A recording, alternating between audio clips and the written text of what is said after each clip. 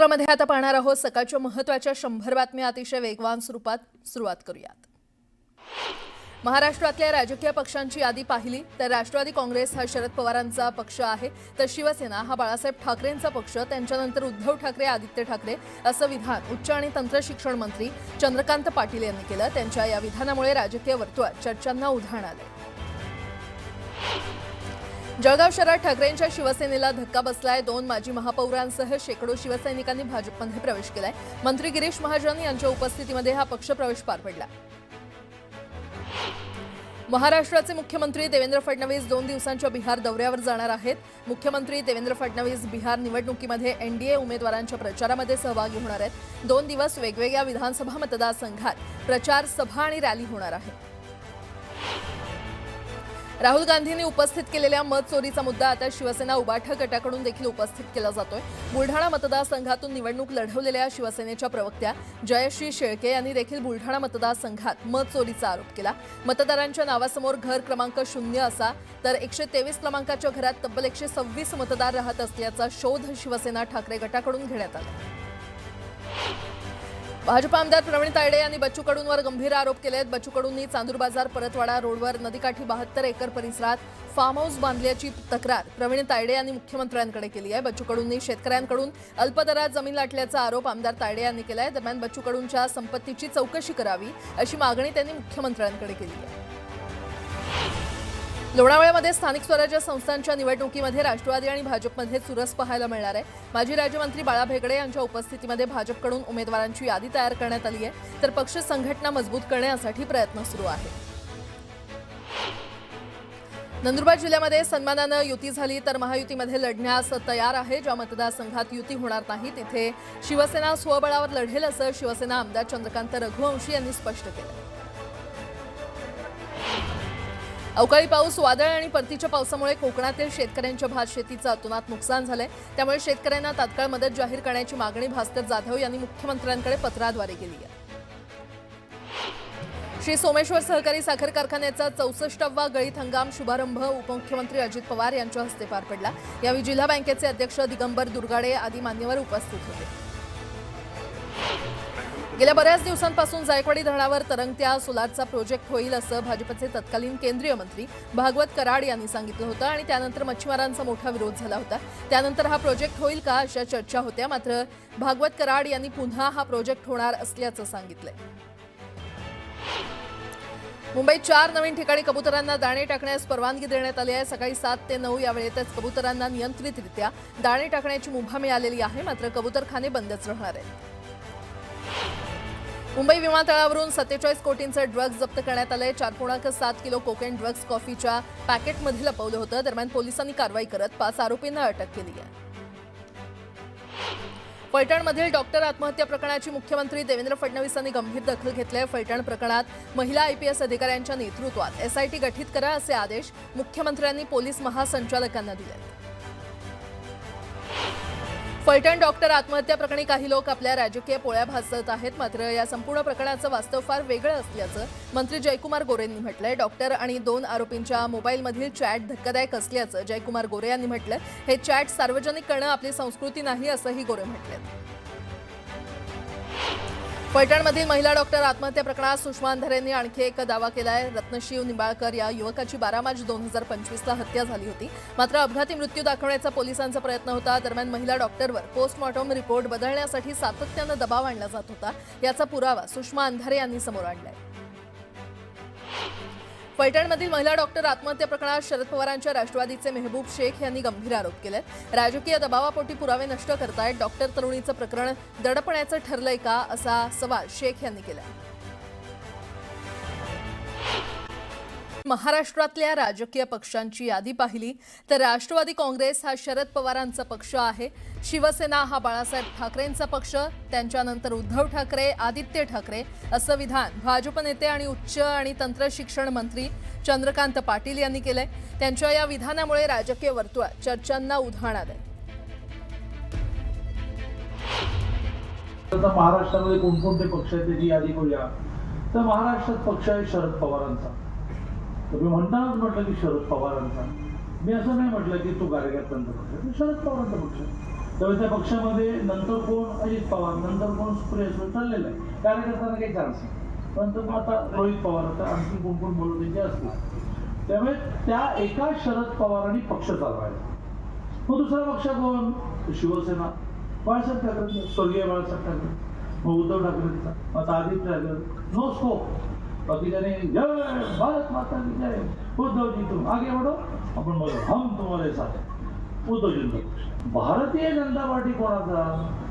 तर कोणाचा? अडवाणींचा नाही, अटलजींचा नाही, मोदीजींचा नाही, कार्यकर्त्यांचा पक्ष. पुन्हा एकदा बातम्या पाहणार आहोत वेगवान स्वरूपात. भुसावळ तालुक्यातील हतनूर धरणाचे 4 दरवाजे 50 मीटरनं उघडण्यात आले आहेत. गेल्या 4 दिवसांपासून पडत असलेल्या पावसामुळे हतनूर धरणाच्या पाणी पातळीमध्ये वाढ झाली आहे. त्यामुळे धरणातून 6780 क्युसेकनं तापी नदी पात्रात विसर्ग सुरू आहे. गोंदिया जिल्ह्यामध्ये सुरू असलेल्या सततच्या पावसामुळे कापणी केलेल्या धानाला शेतातच अंकुर फुटलेत. यामुळे शेतकऱ्यांचं प्रचंड नुकसान झालंय. शेतकऱ्यांच्या हातातोंडाशी आलेला घास हिरावला गेलाय. हिंगोली जिल्ह्यामध्ये गेल्या 2 दिवसांपासून पावसानं हजेरी लावली आहे. यामुळे कापूस पिकाचं मोठं नुकसान झालंय. शेतकरी आर्थिक चिंतेत सापडलाय. फलटणमधील महिला डॉक्टर आत्महत्या प्रकरणी चिपळूणमध्ये काँग्रेसचे पदाधिकारी आक्रमक झाल्याचं पाहायला मिळालं. रत्नागिरी जिल्हा काँग्रेसच्या वतीनं प्रांताधिकाऱ्यांना निवेदन देण्यात आलं. या प्रकरणाची सखोल चौकशी करून दोषींवर कठोर कारवाईची मागणी यावेळी करण्यात आली आहे. बीडच्या कडा सहकारी साखर कारखान्याचा गाळप परवाना साखर आयुक्तांकडून रद्द करण्यात आलाय. मात्र हा कारखाना पुन्हा सुरू करण्याच्या मागणीसाठी माजी आमदार भीमराव धोंडेंसह ऊस उत्पादक शेतकऱ्यांनी जिल्हाधिकारी कार्यालयावर मोर्चा काढला. पुण्यामध्ये लाल महाल इथे महिला काँग्रेस कमिटीनं निषेध आंदोलन केलंय. फलटणमधील महिला डॉक्टर आत्महत्या प्रकरणी रणजित सिंह नाईक निंबाळकर यांना मुख्यमंत्र्यांकडून क्लीन चिट दिल्याचा निषेध करण्यात आला. दरम्यान रुपाली चाकणकरांविरोधातही जोरदार घोषणाबाजी करण्यात आली.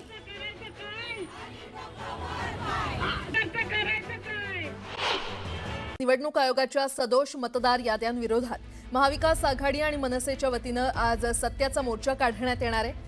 मेट्रो सिनेमा ते महापालिका मुख्यालय असा हा मोर्चा दुपारी 1 वाजता निघणार असून या मोर्चामध्ये ठाकरेंची शिवसेना, मनसे, काँग्रेस, राष्ट्रवादी शरद पवार पक्ष, शेकाप, कम्युनिस्ट आदी पक्ष सहभागी होणार आहेत. विधानसभा निवडणुकीत सदोष मतदार याद्यांमुळे मतदारांची संख्या वाढली आहे. परिणामी महाविकास आघाडीतील दिग्गज नेत्यांना पराभवाला सामोरं जावं लागलं आणि सत्ताधारी महायुतीला अनपेक्षित यश मिळाल्याचा आरोप विरोधकांचा आहे. त्यामुळे या मतदार याद्यांमध्ये दुरुस्ती झाल्यानंतरच स्थानिक स्वराज्य संस्थांच्या निवडणुका घ्याव्यात अशी विरोधकांची मागणी आहे. याआधी केंद्रीय आणि राज्य निवडणूक आयोगाच्या वरिष्ठ अधिकाऱ्यांसोबत बैठकाही घेतल्या. मात्र या बैठकीतून विरोधी पक्षांच्या नेत्यांचं समाधान झालं नाही. याचाच भाग म्हणून आज सत्याचा मोर्चा काढण्यात येणार आहे.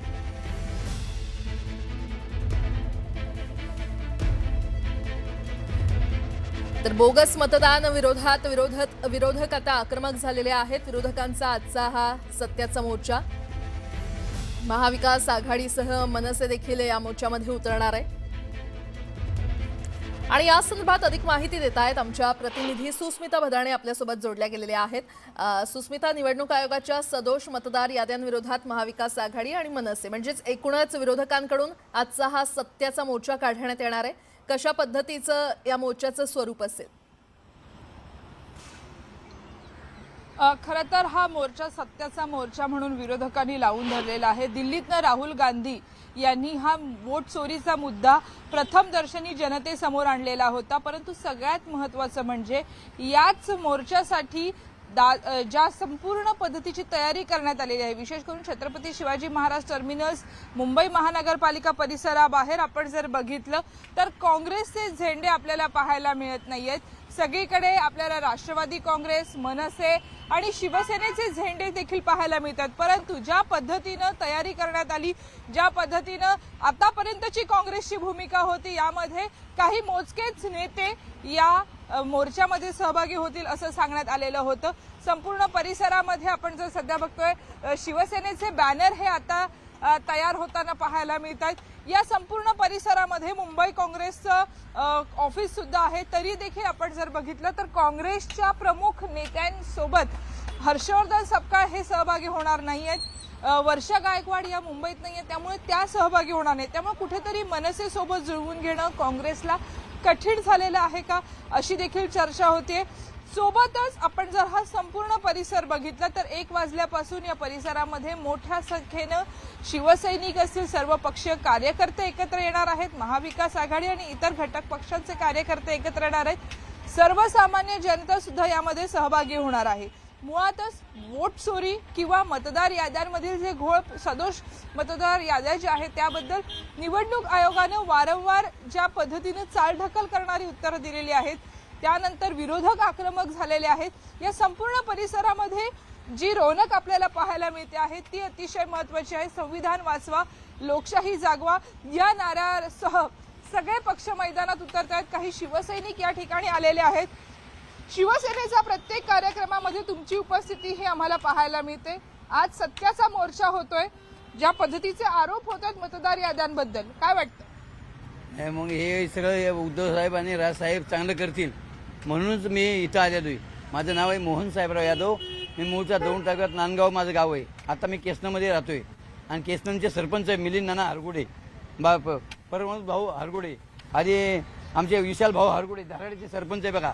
यांनी सगळ्यांनी सांगितलंय मला की कसल्या परिस्थितीत तुम्ही कुठल्या मोर्चा असला काय असला तरी जात जा म्हणून। केसनगावचे सर्व सरपंच आहे, 4-5 सरपंच आहे आणि आमचे बाळासाहेब हरगुडे हे काही हे स्वतः मला पाठवतात।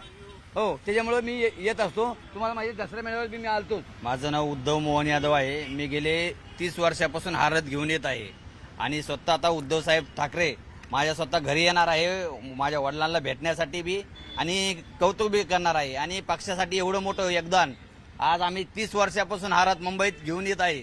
हे सोपं नाही, पावसात येतोय, पाऊस ऊन वारा आजपर्यंत पक्षासाठी काही पाहिलं नाही। असे शिवसैनिक निष्ठावंत मोजकेच राहिल्यात आणि जे आज म्हणतात की बॅलेट पेपरवरती सगळ्या निवडणुका घेतल्याच पाहिजे। राज ठाकरे आणि उद्धव ठाकरे एकत्र पाहायला मिळणार आहेत, जनतेमध्ये ते पुन्हा एकदा उतरणार आहेत। राज साहेब आणि उद्धव साहेब अजून तर आमचे काय त्यांच्याशी बोलणं झालेलं नाही, साहेबांशी आहे पण राज साहेबांशी तर काहीच नाही। आज काय जर गाडी पाहिली साहेबांनी, बाळासाहेबांच्या आशीर्वादाने तर 100% पाहत्यान आणि कौतुक करत्यान माझं की एवढं मोठं योगदान तुम्ही आज लावलंय। आणि काय अजून पक्षात काही असन कुठभरी काय चाललंय, आता तुम्ही सांगताय काँग्रेसचा झेंडा अमकं झालं फलानं झालं, त्याच्यात काही विषय नाहीये, सगळ्यांशी चांगलं आहे। बरं, सुस्मिता धन्यवाद या संपूर्ण माहितीसाठी। दरम्यान मोर्चाला अजूनही पोलिसांकडून परवानगी मिळालेली नाहीये आणि यावरून विरोधकांकडून जोरदार टीका सत्ताधाऱ्यांवर केली जाते। सरकार घाबरलेले आहे। उद्या महाविकास आघाडीचा मोर्चा होणार 100% होणार। त्याच्यामुळे पोलिसी दलाचा वापर करून कुठे कायद्याची अट करता येते का, कशा पद्धतीने मोर्चाला परवानगी देण्याच्या संदर्भात टाळाटाळ करता येते का, अशा प्रकारचा प्रयत्न सरकारच्या वतीने चालू आहे। परंतु सरकारने जरी परवानगी नाकारली तरी मोर्चा होणार। हा संविधानाच्या रक्षणासाठी आहे, हा नागरिकांच्या न्याय हक्कासाठी मोर्चा आहे आणि सरकार आता वोट चोरीचा जो मुद्दा झालेला आहे त्याच्यातनं स्वतःचा पळ काढू शकत नाही, ते एक्सपोज झालेलं आहे। तुम्ही असत्य पसरवण्याचं काम करत आहात। तुम्हाला मोर्चा काढण्याच्या आधी आपल्या खासदारांचा राजीनामा घ्यावा आणि मग हा मोर्चा काढावा। त्यामुळं उद्याचा मोर्चा हा सत्याचा मोर्चा असूच शकत नाही, तर तो असत्याचा मोर्चा आहे। उभाटा गटाच्या वतीनं फॅशन स्ट्रीटवरून फॅशन शो काढण्याचा हा प्रयत्न आहे।